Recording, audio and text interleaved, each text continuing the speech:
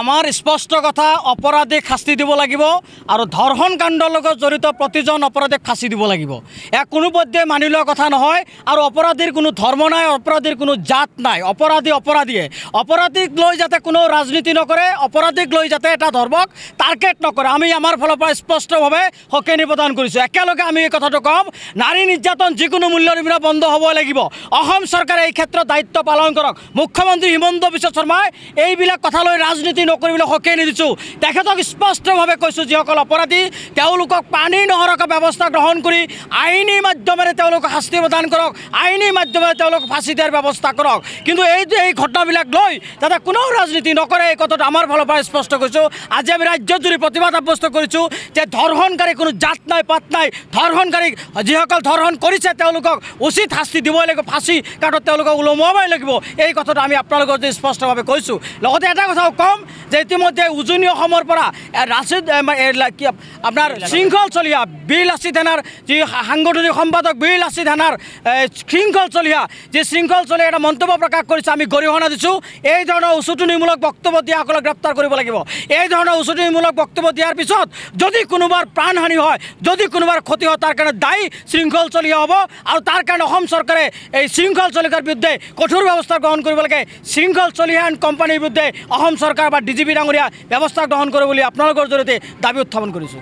আজি আমচুৰ কেন্দ্ৰীয় সমিতিৰ নিৰ্দেশমৰ্মে আমি দৰং জিলা আমচুৱে যি নাৰী নিৰ্যাতন ঘটনা চলি আছে, যোৱা এসপ্তাহৰ পৰা কেইবাটাও ঘটনা সংঘটিত হৈছে আৰু তাৰ বাবে আমি দৰং জিলা সমিতিও আমি প্ৰতিবাদ সাব্যস্ত কৰিছোঁ যে নাৰীক সুৰক্ষা দিয়ক চৰকাৰে।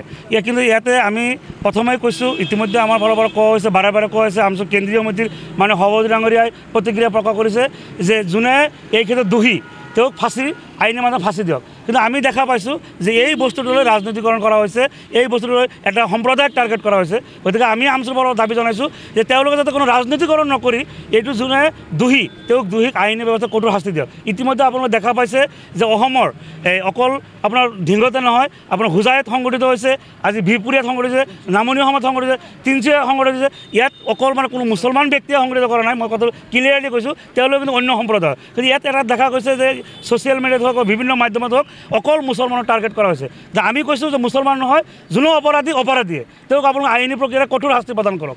গতিকে ইফালে আপোনাৰ উজনি অসমত ইতিমধ্যে তেওঁলোকে ঘোষণা কৰিছে 30টা জনগোষ্ঠী সংগঠনে যে মিয়া সম্প্ৰদায়ৰ মানুহ তেওঁলোকে সময় বান্ধিছে, ইয়াৰ পৰা গুচি যাব লাগে। গতিকে এই ক্ষেত্ৰত চৰকাৰে ব্যৱস্থা গ্ৰহণ কৰিব লাগে আৰু যিসকলে এই ধৰণৰ উচতনিমূলক মন্তব্য কৰিছে, এটা অসমত এটা অশান্তিকৰ পৰিৱেশ সৃষ্টি কৰিব বিচাৰিছে, তেওঁলোকৰ বিৰুদ্ধে ব্যৱস্থা গ্ৰহণ কৰে আৰু যাতে এনেকুৱা ধৰণৰ পৰিৱেশ নহয়। আমি ইতিমধ্যে দেখা পাইছোঁ নগাঁও ঢিঙতো এনেকুৱা এটা পৰিৱেশ গঢ়ি উঠিছে যে আমাৰ মিয়া সম্প্ৰদায়ৰ মানুহখিনি তাৰ পৰা আহি গোটেই মানুহখিনি দুখ কৰিছে নেকি, যোনে দুখ কৰিছে তেওঁক ফাঁচি দিয়ক, ইয়াততো কোনো আপত্তি কৰা নাই। আপোনালোকে দেখা পাইছে ঢিঙৰ যিখিনি স্থানীয় মানুহ আছে তেওঁলোকে ইতিমধ্যে হাজাৰ হাজাৰ মানুহ ওলাই আহিছিল, প্ৰতিবাদ কৰিছে।